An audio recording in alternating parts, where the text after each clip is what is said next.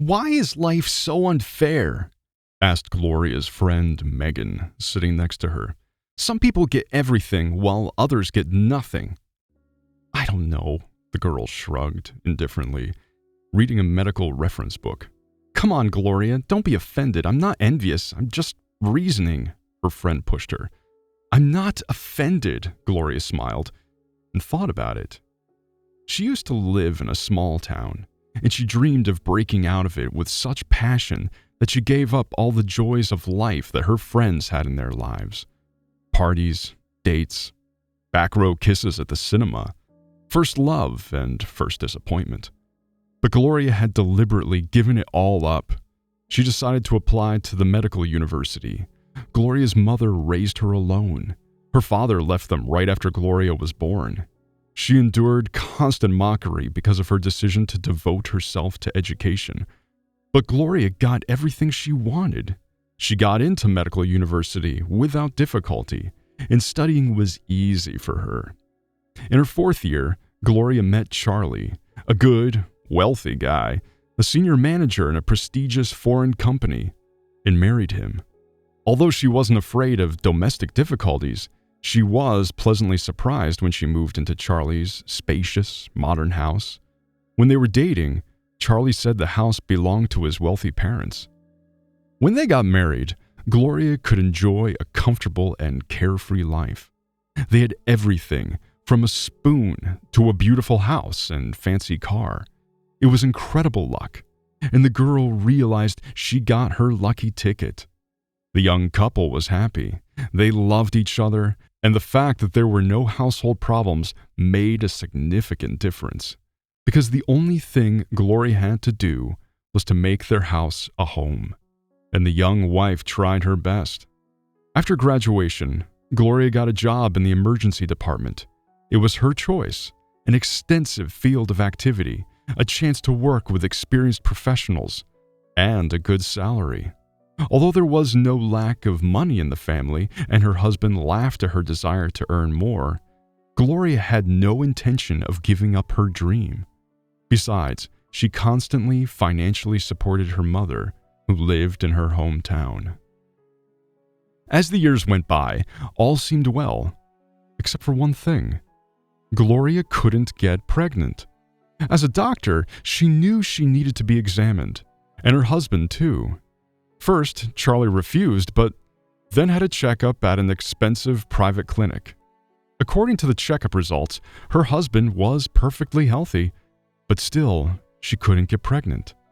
And then a gynecologist advised Gloria to separate from her husband for at least a couple of weeks. There were cases where the spouses took a rest from each other, and then everything worked out. Gloria thought for a long time about whether she should tell her husband about it or not.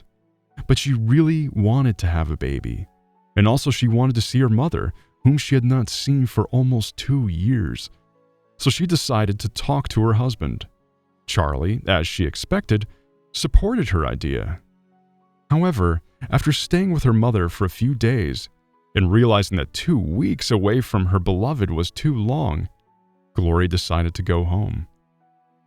"Sweetheart, did you tell your husband that you're coming back early?" her mother said. "Why? I want to surprise him," Gloria wondered. "Well, what if he goes somewhere?" The woman was anxious about something.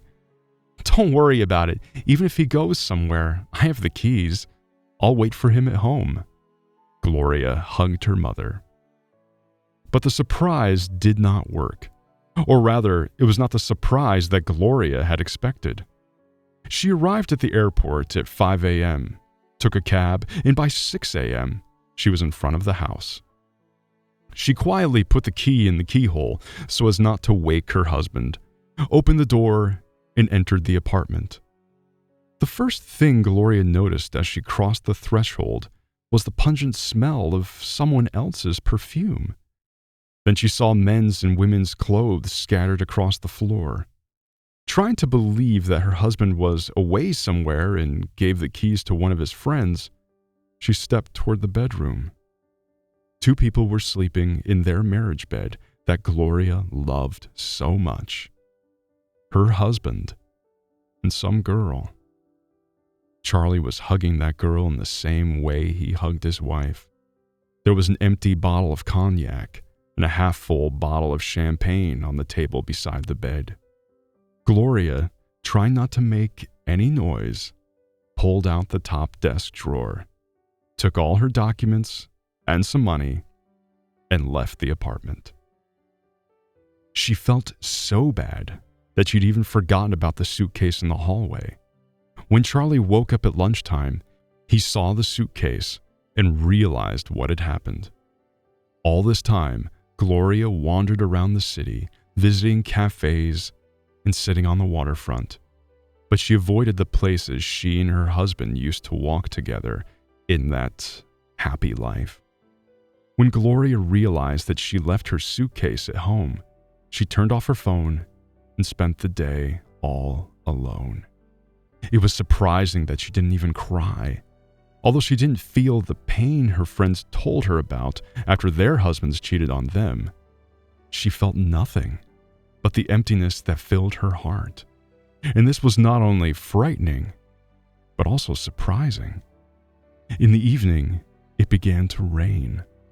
The woman counted her money and realized that she didn't have enough money to live at the hotel until her next paycheck. She called her friend. It seemed as if Megan had been waiting for her call. An hour later, she was already pouring hot tea for her friend, who began to come to her senses. By morning, Gloria had a fever, but she calmed Megan down by saying it was due to stress. So Megan left for work, and the next day, Charlie knocked on Megan's door. By simple deduction, he figured out that his wife had nowhere else to go and tried to bring her home. He was very nervous and said something about how much he loved her, that he felt bad and lonely, that he didn't understand how it had happened, that he would never do it again. Gloria didn't say a word, and after listening to her husband, she silently pointed him toward the exit.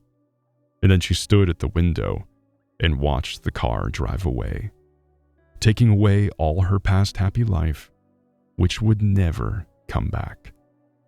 There would be cold, sleepless nights, longing for her husband's hot lips and hands, and emptiness.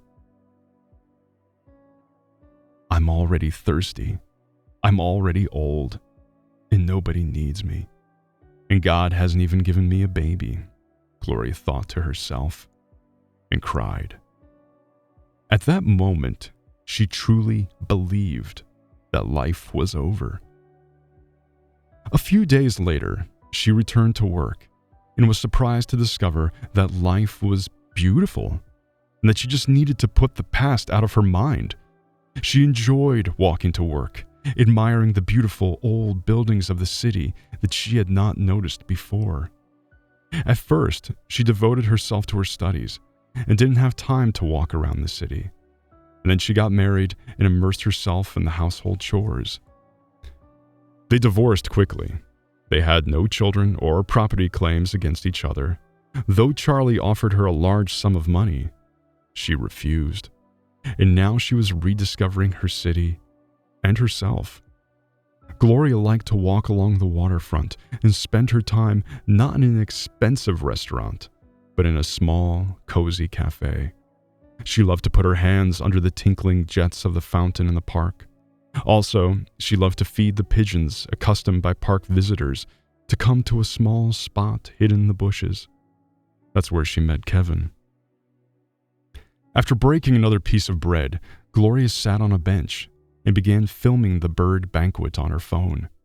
Suddenly, a boy, about 5 years old, appeared in the frame, chased the birds away, grabbed a piece of bread, and disappeared into the bushes.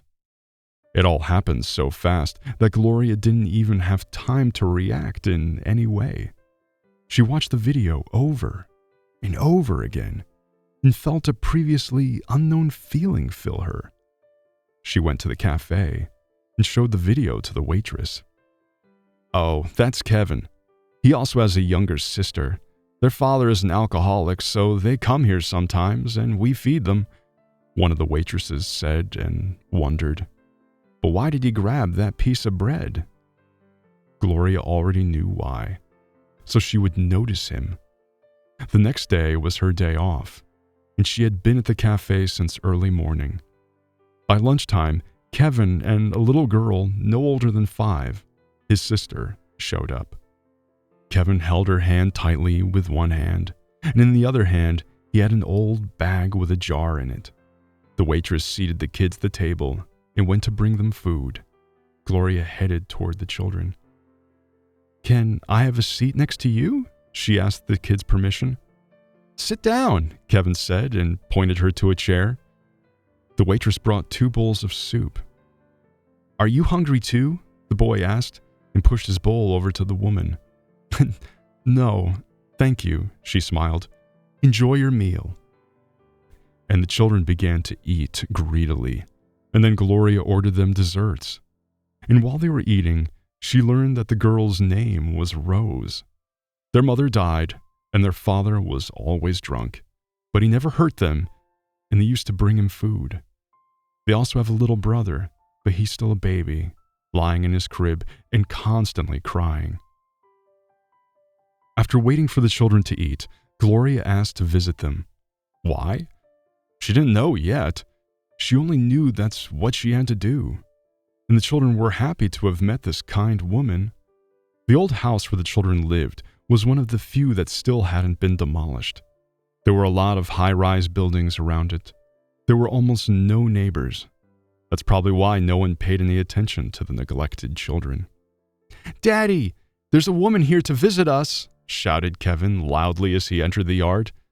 And a minute later, a drunken, unshaven man in old sweatpants and a dirty t-shirt looked out from behind the creaking door. "Why are you screaming so loudly?" he asked, and stared at his visitor with a cloudy gaze. "Who are you?" "I just came to see how the kids live," Gloria answered quietly. "What do you want to see?" The man grinned. "They live very well. I don't hurt them." But then, probably because he had no one else to talk to, he told everything about his life. He said that his wife had been very ill after childbirth, but had never recovered, and soon after, she died. And he was left alone with 3 children. But he doesn't mind, because he gets a good allowance for them. But the youngest one is annoying. He's been crying for 2 days. Probably he will send him to an orphanage soon. Gloria said she was a doctor and asked to examine the baby. The first thing that she noticed was terrible dirt in the house and the smell of dirty diapers. The woman walked over to the crib where the half-year-old baby was lying, who no longer had the strength to cry, so he was barely wheezing. Gloria realized that the baby needed immediate medical help. Gloria immediately called an ambulance. When the ambulance took the baby to the hospital, Gloria called Megan. She was still living in Megan's house, so she asked if she could bring the children. Without a moment's hesitation, Megan said yes. The next morning, Gloria called her friend, who worked as the manager of the child welfare department, and asked what she could do to adopt the children. "Gloria, are you out of your mind?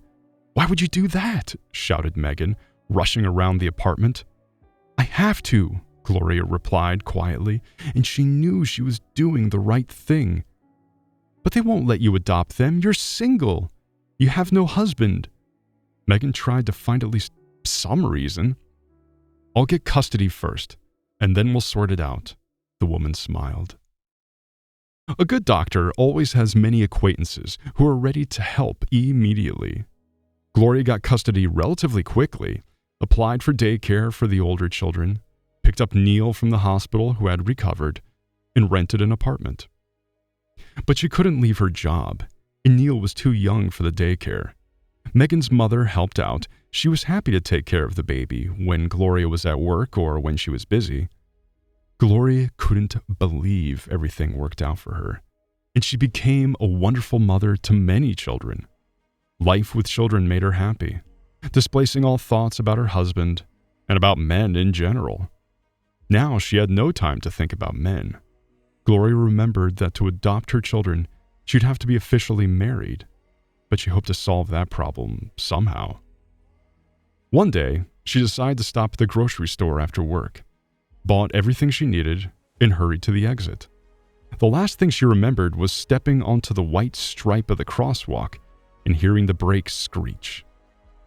Passers-by called an ambulance and had time to write down the license plate number of the car that hit Gloria. When she finally came to her senses and opened her eyes, she saw a girl in a medical uniform leaning over her. She couldn't refuse a trip to the hospital. Although she had no serious injuries, she was well aware of how important it was to get an examination to rule out the possibility of complications. But what about the children? Fortunately, everything worked out just fine. After the woman had been taken to the trauma unit and given the necessary care, the police officer came to her to talk about an accident, but she couldn't say anything to him. It all happened too fast. After saying goodbye to the police officer, Gloria walked to the window.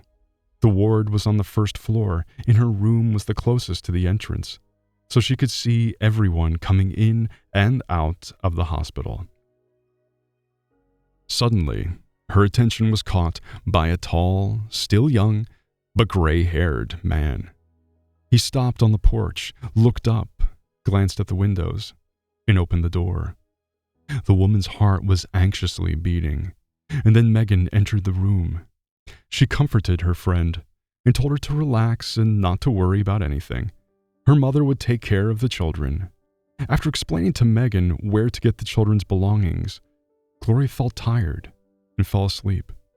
She didn't know how long she had been asleep, but she woke up to a soft knock on the door. "Come in," she replied, adjusting her blanket. "Miss Parker, you have a visitor," a young nurse peeked into the room. "Well, let him come in," she replied, and for some reason, she thought of her ex-husband. The nurse came out, and the familiar figure of a gray-haired man appeared in the doorway.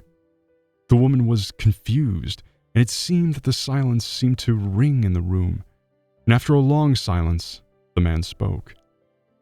"Hello. My name is Jonathan Henderson." He introduced himself and looked at the chair in the corner of the room. "Take a seat." Gloria nodded toward the chair and thought it was too bad she didn't apply makeup or brush her hair. Jonathan took the chair, moved it closer to the bed, and sat down, placing his large, well-groomed hands in his lap. "The thing is," the man said, "I'm the father of that fool who hit you in the crosswalk. I don't even know what to say. I'm sorry." Gloria was confused, and he continued. "The policeman said that only you can save my son Stephen from jail, and even though he's guilty, but..." The man paused. Gloria was silent too, and then the man suddenly told everything about his life.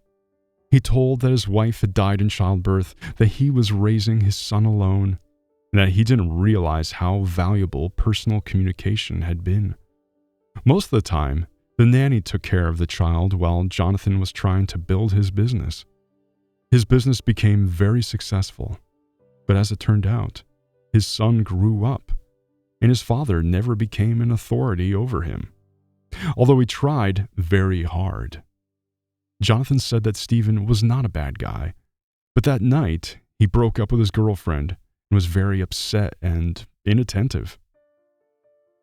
"I understand that he committed a crime and fled the scene, but I will give you any money and help you in any way I can. Just..." The man finished his story, got up from his chair, and suddenly, for Gloria, got down on his knees. "What are you doing? Stand up, don't make me feel guilty," Gloria suddenly shouted. "I beg you to forgive us. My son will mend his ways. I'll send him to the army for re-education," the man said, rising from his knees. "Sure, but..." Gloria smiled and wanted to say something, but it wasn't easy for her. "What do you think?" Jonathan stepped closer. "I feel uncomfortable to say it, but you'll have to buy me a coat. It's inexpensive, but I don't have any right now, and I need something to wear to walk with my kids," Gloria said with embarrassment. "I can buy even 10 coats for you," the happy father said, and they laughed together. A week later, Jonathan and his son met her outside the hospital. The man holding a huge bouquet of roses, and Stephen holding a funny teddy bear. Then Jonathan and Gloria drove to the mall, and he tried to buy her another, more expensive coat, but she insisted on the same one that had been damaged in the accident. And then they picked up the children from daycare and took a long walk around the city. They went to children's cafes and on merry-go-rounds together. So almost a month went by. Jonathan visited Gloria every day, and soon he handed the woman a box containing the family ring. "Jonathan, I'm sorry, but I can't." Gloria pushed his hand away.